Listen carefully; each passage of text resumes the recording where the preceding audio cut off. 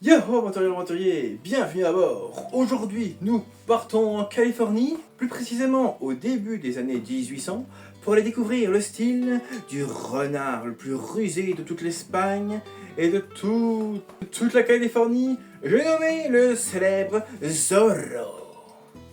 Alors, on est parti!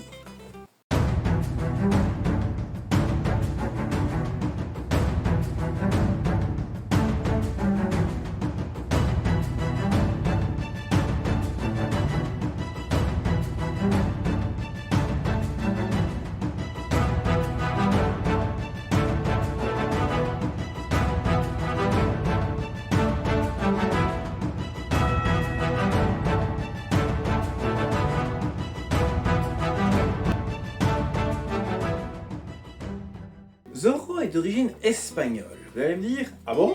Bah oui. Ça semble évident, mais il faut se rappeler qu'à l'époque, l'Espagne commençait à fortement coloniser l'Amérique.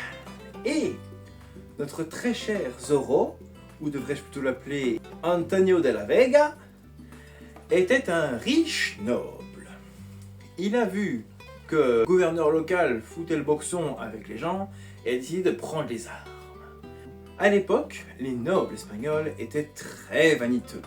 C'est pourquoi chaque noble apprenait une escrime en particulier pour être presque sûr de gagner presque à chaque fois leur duel, pour ne pas perdre la face quand quelqu'un les déshonorait, n'est-ce pas?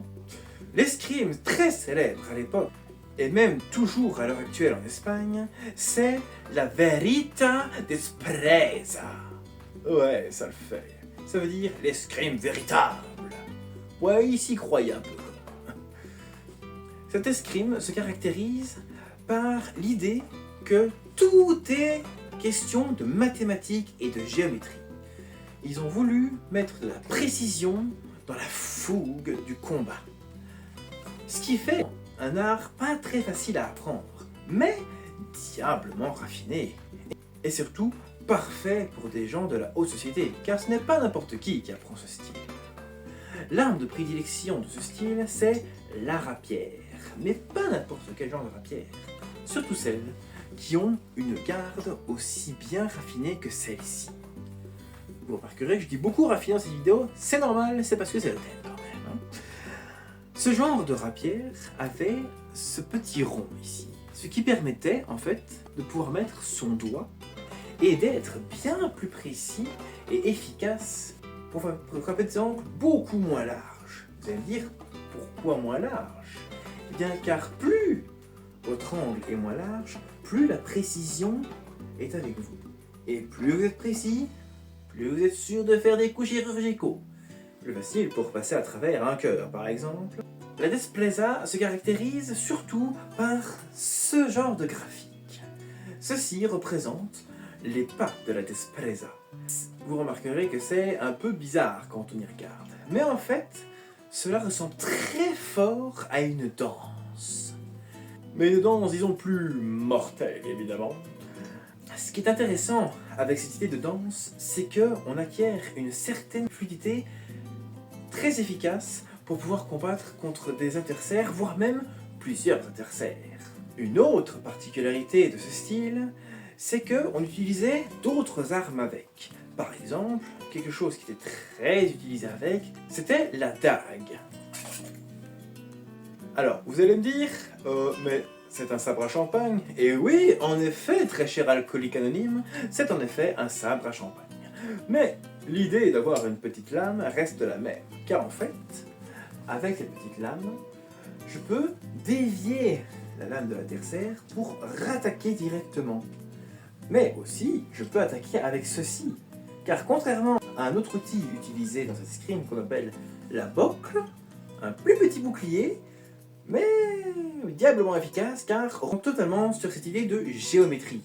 Car quand vous le mettez droit devant vous, pour l'adversaire, en tout cas de son point de vue, vous êtes très bien protégé. Car si vous regardez bien, l'angle permet de protéger presque tout le corps. C'est là que justement la géométrie est particulièrement efficace dans ce style. Mais contrairement à la bocle, la dague, elle, peut attaquer aussi, car elle peut piquer et elle peut couper. Mais, en gardant cette idée de la dague, Beaucoup de clubs d'escrime de l'époque aimaient associer la rapière avec une autre rapière. Vous allez me dire, attends, what? On est dans un manga là? Pas du tout, c'est historique même. Beaucoup de clubs de l'époque adoraient associer deux épées en même temps, car ça permettait non seulement de travailler les deux mains, comme ça si jamais il y en a une qui est blessée, pouf, je peux utiliser l'autre au cas où, car vous remarquerez que on peut aussi tenir la rapière dans l'autre sens, mais aussi ça permet de travailler sa coordination dans les mouvements, car non seulement je peux attaquer avec celle-là, mais je peux aussi bloquer et utiliser les deux à la fois. Ce qui permet d'éviter de se blesser tout seul. Ce qui est quand même vachement plus pratique, hein, on va pas se mentir. Concernant Zoro lui-même, au début des toutes premières séries en noir et blanc, Zoro utilisait plutôt ce genre d'épée. On appelle ça un fleuret. Alors, le fleuret n'est pas vraiment très efficace en coupe. C'est juste pour piquer avec. Mais au fur et à mesure de l'évolution de Zoro, on va de plus en plus lui attribuer cette arme-ci. Car bien plus photogénique déjà, hein, faut pas se mentir, c'est quand même très stylé d'avoir une arme comme ça. Hein. Mais aussi parce que ça permet de faire des combats beaucoup plus dynamiques. Car là où un fleuret, on va juste piquer, et on va pas se mentir, on s'ennuie vite hein, en regardant un combat de fleuret. Hein. Par contre, une rapière, elle, peut couper.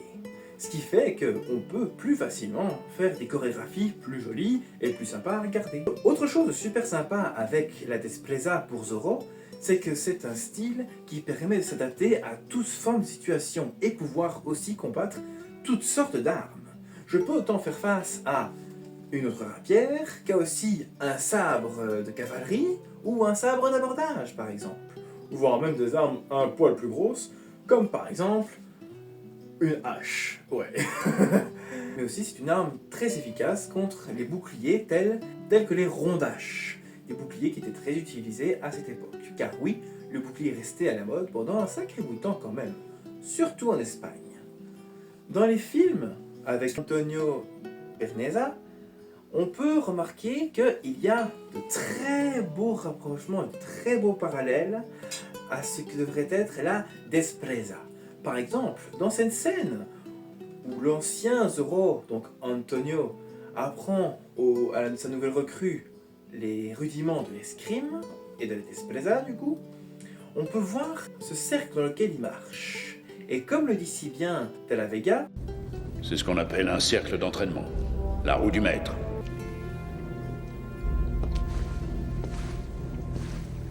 Au fur et à mesure que ton talent d'épéiste grandira, tu iras vers des cercles de plus en plus petits.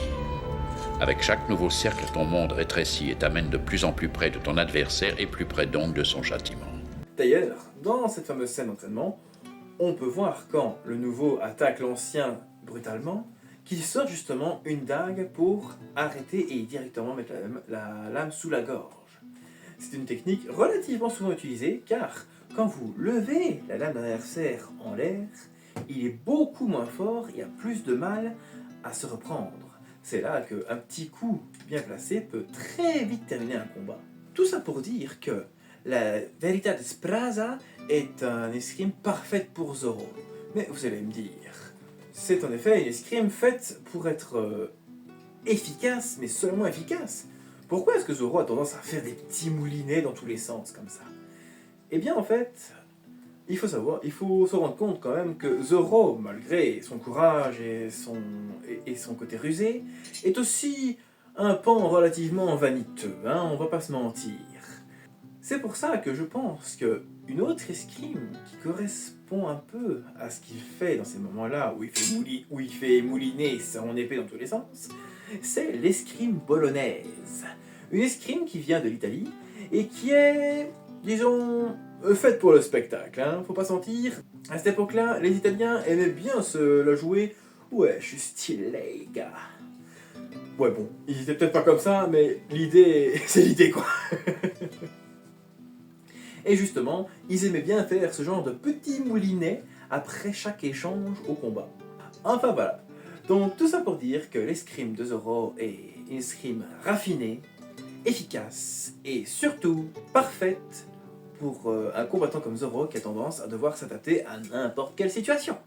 Enfin, moi je vais vous laisser, je vais mettre les voiles, passer une bonne journée ou une bonne soirée. Moi, en attendant, je crois que je vais me tenter à essayer le flamenco, hein, ça a l'air d'être particulièrement passionnant. Mais pour ça, il me faudrait trouver une jante dame. Peut-être pour une prochaine fois. Enfin, n'hésitez pas à laisser un commentaire ou à liker la vidéo. Et rappelez-vous, chers amis, être fort, ce n'est pas avoir du pouvoir, mais avoir de l'esprit. Allez, ciao!